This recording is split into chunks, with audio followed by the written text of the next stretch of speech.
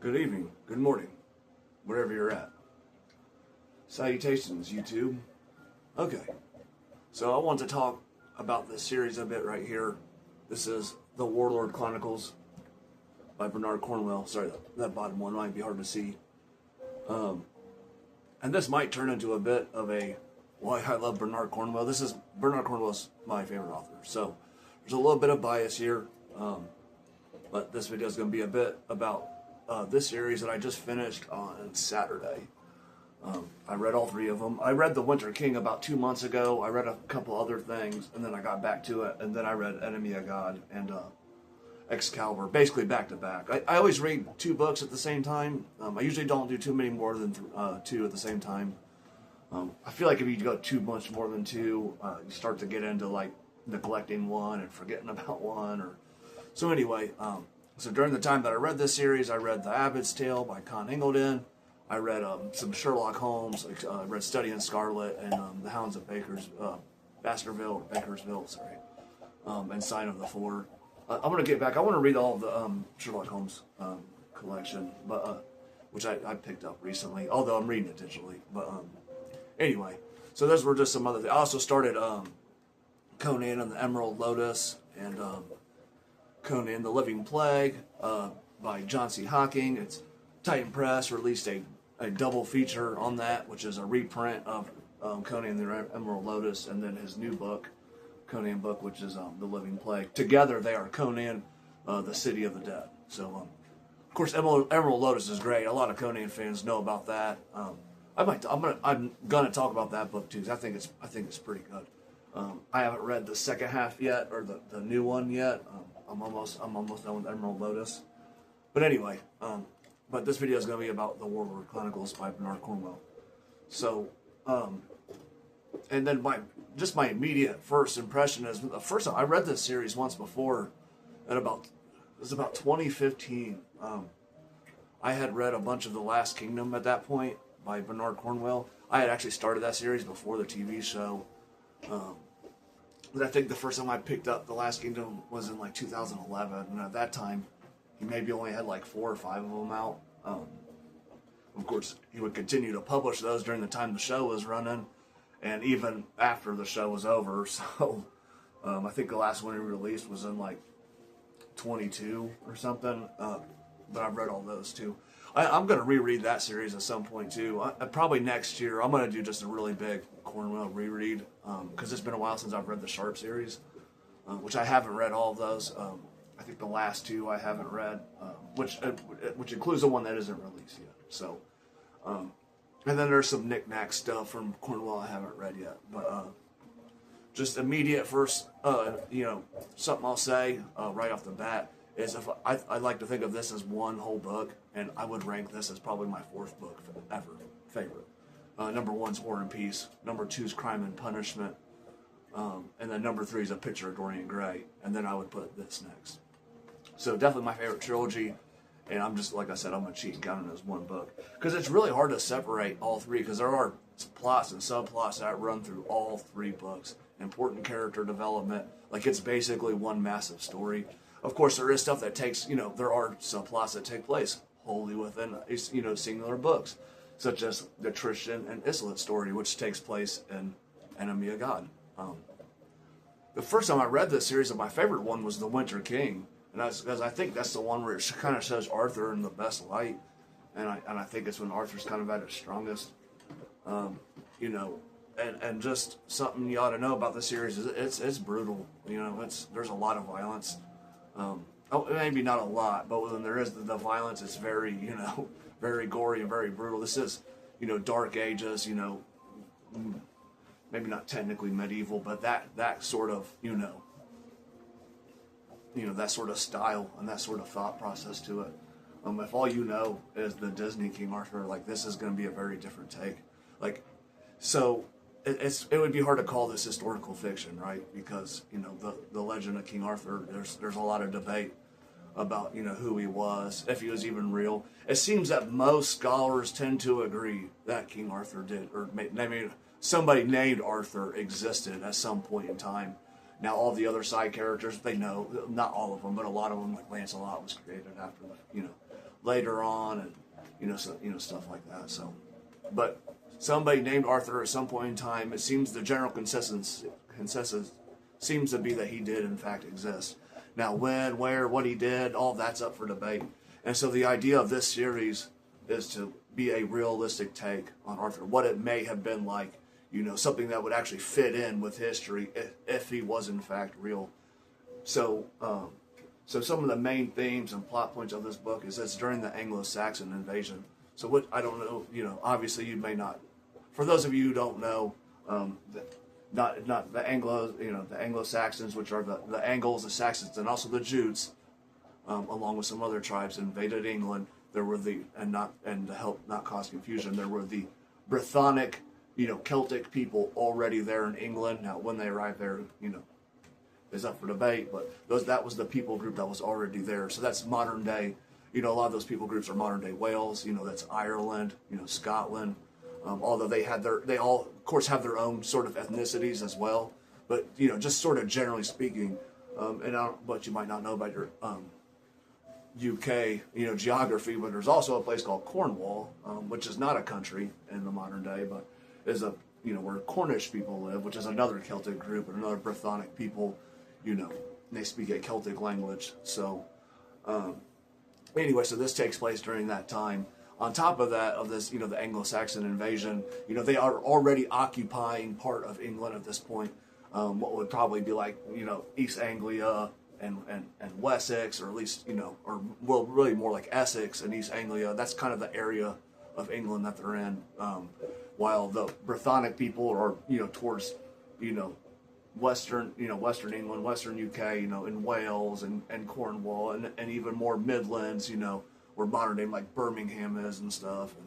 And they sort of, London, it's like right where London is. That's kind of where the line sort of divides. It's a little wishy-washy right there who's where exactly. But the point is there's a sort of divide there. The exact details aren't really relevant, but that's kind of what it is. But Bernard Cornwell freely admits that some of the place names are made up. That he just tried to get as realistic a take as possible, and I think he did a pretty good job. It is Dark Ages, right? It has that feeling and that vibe to it. These guys, they are not, this isn't people in shiny armor. They're wearing leather jerkins. There is some armor, but not that much, and really only the highest ranking people have it. There's spears and shield walls. The guys have to pay a lot of money for helmets. But besides just that, people have lice. They have long, bad teeth, long withstanding, non-fully healed wounds. So, there's just a lot of stuff like that going on. People are obviously getting infections. And, there's a one point, which I believe is in Excalibur, where they're in one of the old, Roman buildings or, citadels, and there's a Roman bath there. And I can't remember which character. This might be Sagramore. He's getting into the Roman bath. One of the guys jokes and says, "Do you think it'll kill me?" Or maybe says, "Do you think it'll hurt me?"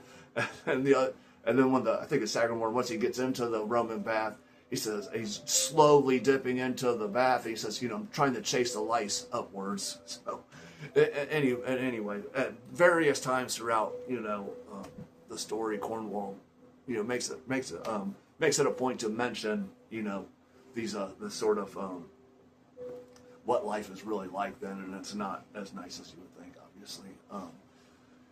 So obviously there's a lot of, like I said, Dark Ages, medieval kind of behavior.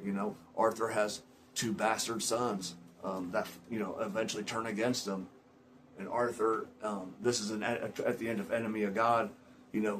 One of his sons is captured, and he takes the hand of one of his sons. He says, you raise your hand to your father, so no, I'm going to take it.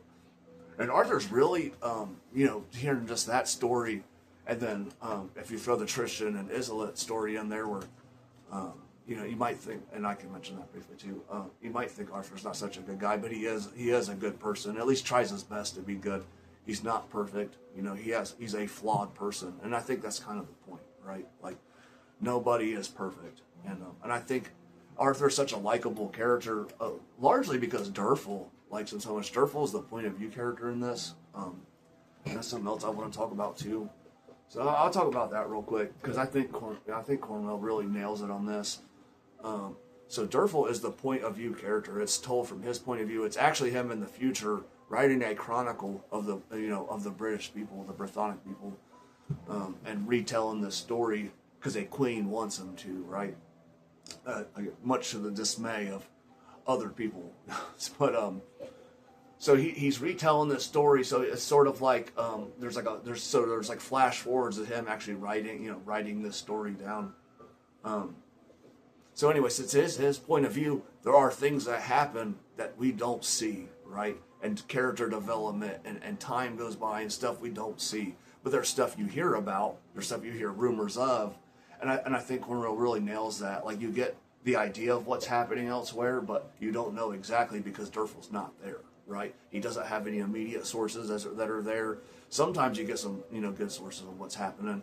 And that's something that is super relevant in this story. It's like when the way people send news and messages matters, right? Like, it matters, and there's consequence when you react to these things, right? Because it can take weeks to find out if this stuff is even real. And it's a critical plot point in both Enemy of God and Excalibur. At the of course, and we'll just get into some spoilers. In Excalibur, there's a message sent out that Mordred, who is Arthur's half brother, is possibly is under siege and dying. He's gravely wounded, and he's trying to get people. He's not in England. He's in Francia, and he's just trying to be a warlord there, build reputation and wealth. And so this message gets out. The story gets out that he's hurt and he might die, and that's when Arthur and his team start to prepare. Like, well, Arthur doesn't want to be king, but he'll put his legitimate son, on the throne, but even though he doesn't want to do it himself. And it's more out. And the thing of it is, it's not like they do it because they just so badly don't want Mordred there, even though there are lots of people who don't. That's not what Arthur wants. He's just doing it because it's the right thing to do. But anyway, it's so the point is that there's consequence that people reacting to these messages, and of course it turns out that Mordred is not dead, right? And it's actually a trap. So pretty well done one at the time. Of course, it doesn't pan out perfect for everybody, but it does happen. So anyway, but we'll talk more about Arthur. I'm going to talk a little bit more about Arthur and why I think he's such a great character in this book. So when you first see him in The Winter King, it's called the Warlord Chronicles for a reason. He's a bastard. He is not the legitimate son of his father, who is a king, right? He's actually like a horse lord. So he brings back so in the first book, when he first arrives, he brings back about 100 thoroughbred war horses, which is something that England is not doing, and that, at least at that time, they are not doing. So this is, and it might seem strange to us now, but this is a form of technology, right? These horses are able to carry fully armored men with heavy weapons, multiple weapons, right? Which is something normal, everyday humans in the 21st century don't think about. And it matters, and it actually puts fear into people when they see these super large horses. People don't really understand it; they're confused by it. And to us and to people in the 21st century, this would probably seem strange, right? Like, they're just horses, right? Like, how different can a horse be? But to them, this would have been the difference between two, like how we can identify the difference between two cars. So imagine a person who's never seen a car, and finally sees two sitting next to each other. They're not going to really know the difference between them. But we're going to know the difference between a 4-door and a sedan and a 2-door hatchback.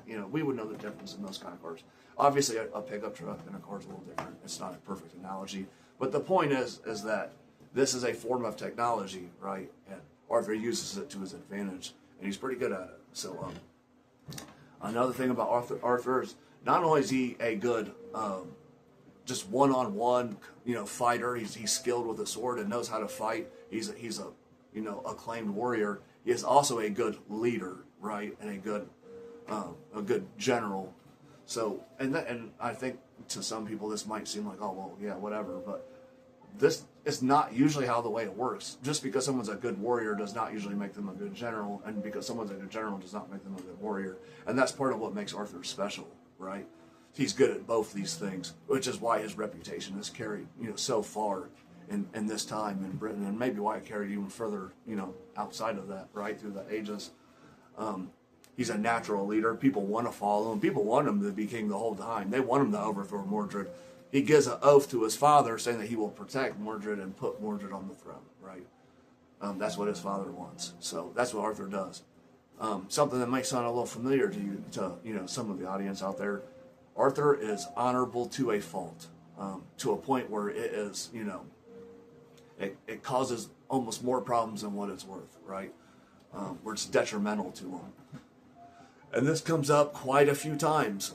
And because he's also the kind of person that's so honorable, he doesn't really immediately see why other people would be dishonorable or would break oaths, which is his other flaw, right? Just that, it almost makes him seem naive, right? But he wants to see the good in people, and that is a two-edged sword. Because he wants to see the good in people, it makes people want to do good for him, right? So it goes both ways. So even though at times it makes him blind to things like Guinevere, it also makes people want to do their very best for him.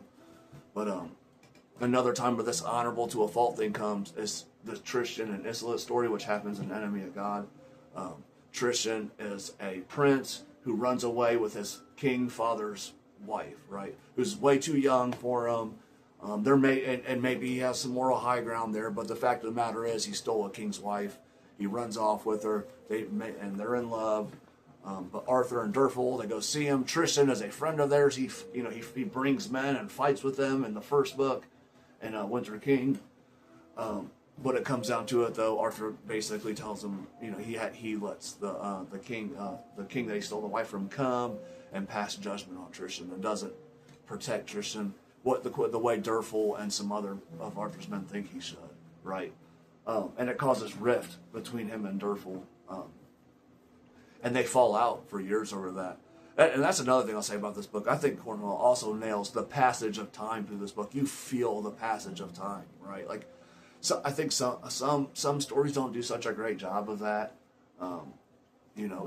But it's here. I think it's obvious, and he does a good job of describing what people are like and how they've changed, and they look different, and have gray hair, and their bodies have changed a little bit. There's a lot of great stuff in this series. Another thing I'll put out. It's either in the very beginning of Excalibur or maybe at the end of Enemy of God, but it is revealed that Derfel in the future is missing a hand, right? So this is a subplot from the very beginning, from the Winter King. Derfel has a scar on his hand that links him to Nimue. I've seen some people pronounce her name Nimue, so I might, and I say Derfel, but I've heard other people say Derfel or Derfel, so however you want to pronounce it. But anyway, I'm going to anglicize it and say Derfel and Nimue, right? So this scar is like, it binds Derfel to Nimue. So when you first, and then of course he was part of Arthur cutting off, his son's hand, which is Laholt. So when you first see this, you kind of think like, oh, well, Laholt must have got a hold of him. At some point in time, Derfel later in Excalibur is captured, and you're kind of thinking, this maybe is how he loses his hand. When it's mentioned in the future, it's in passing, right? I had to go back and reread. I was like, did I just say that Derfel was missing a hand? Like, I had to double check that. And Cornwell does a really good job right here of later on the book. When he gets captured, you think his hand's going to get cut off by Laholt, but that is not what happens, right? And I just won't reveal how it happens, but it's not Laholt that takes his hand. I'll just leave that other little bit, so for anyone who hasn't read it. But basically, this would the longer I go on, it's just going to be a gush fest about this series, because it's fantastic. And I suggest reading all three of them back to back and read them in order. I think each book would be enjoyable on its own, but I think it's great. I think it's some of Cornwell's best work. If it were up to me, I'd tell Cornwell go back and re-release it as one book and give it a little bit of a rework, maybe a little bit of rewriting. Not a ton, just enough, right? Maybe, I think you could change this. I would give this series like a 9.4 out of 10 or 9.3 out of 10. And I think you could get it up to a 9.8, right? And make it an all-time great. The problem with this series, I think, there are faults in it. The whole idea of the magic not being real is a little heavy-handed in the first two books. In the third book, it gets really ambiguous. So it's not, I guess it's not, my would have been my complaint about the first two was like, we get it, the magic's not real, like I don't need convinced of that. And then in the third book, he makes it way more ambiguous. But everything can be explained basically with coincidence and circumstance, right? and some clever planning. Another thing to keep in mind, if people might not know what a Farmer's Almanac is, but humans have had a way of predicting weather for 2,000 years, right? Longer than that. So that's just something to keep in mind. There's another scene, I believe it's an Enemy of God, but I might be wrong on that, where where Merlin and Nemu are doing this big, they're doing a spell and creating all this magic, and they do it on the night of the Northern Lights, right? And of course, all these other people, they don't really understand this, and they don't know, they don't understand what the Northern Lights are, right? So obviously, it seems like magic to them. And for anyone who might be able to pick that out right there, that's a little similar to something that happens in Game of Thrones, which is the shooting star in Game of Thrones, right? The blood, blood slash sky. Well, here that's the Northern Lights, right? So there are some similarities between this series and Game of Thrones.